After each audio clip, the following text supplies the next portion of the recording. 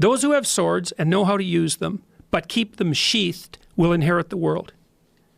And that's another thing I've been telling. Yeah, no kidding. That's a lot different, man. Difference. That's a big difference. It's so great. And so, like, one of the things I tell young men, well, and young women as well, but the young men really need to hear this more, I think, is that you should be a monster.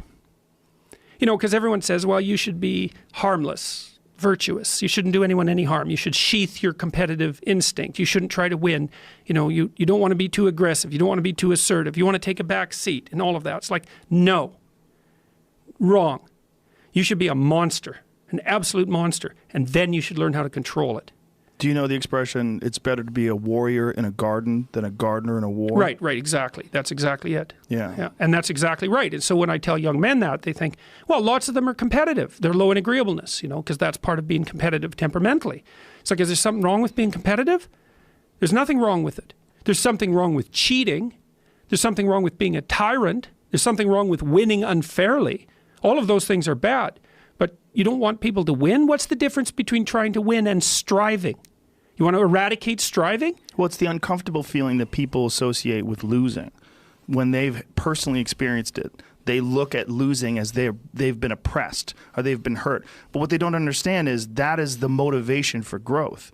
And one of the most beautiful things that I think a young person can get involved in is martial arts, because martial arts teach you that in a way that very few things do. They teach you it in, especially jiu-jitsu, because jiu-jitsu is so complex and there's so many possibilities to it that it attracts a lot of really smart people.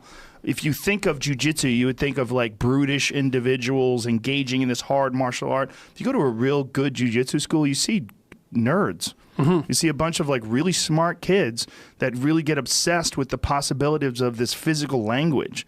This physical language also teaches you the consequences of not working hard, of not being prepared, of not understanding positions, of not doing due diligence and doing the work.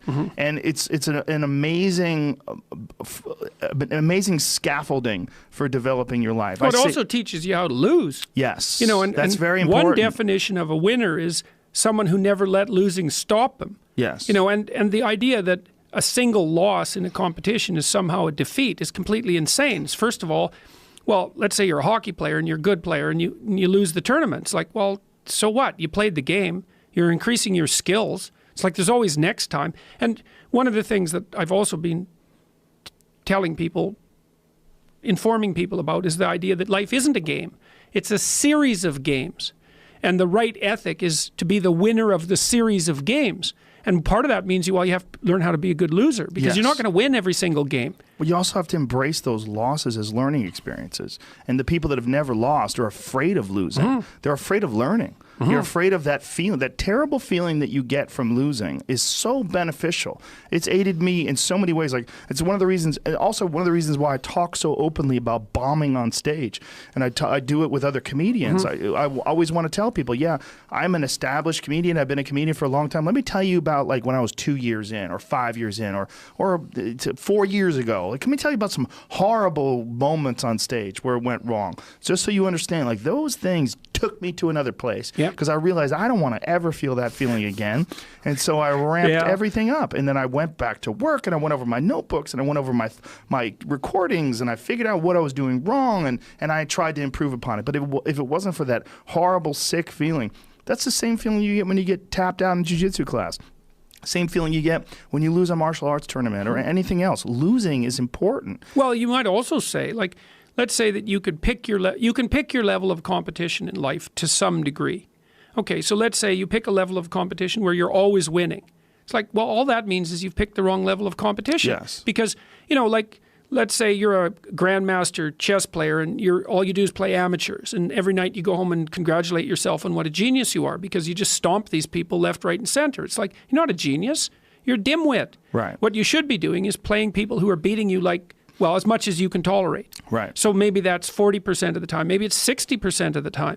But that way, because to be a winner, you want to be disciplined. You want to know what you're doing. And then you want to be on the edge where your skills are being developed.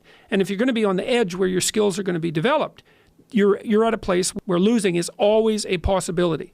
Because otherwise you're not pushing yourself beyond your current capacity.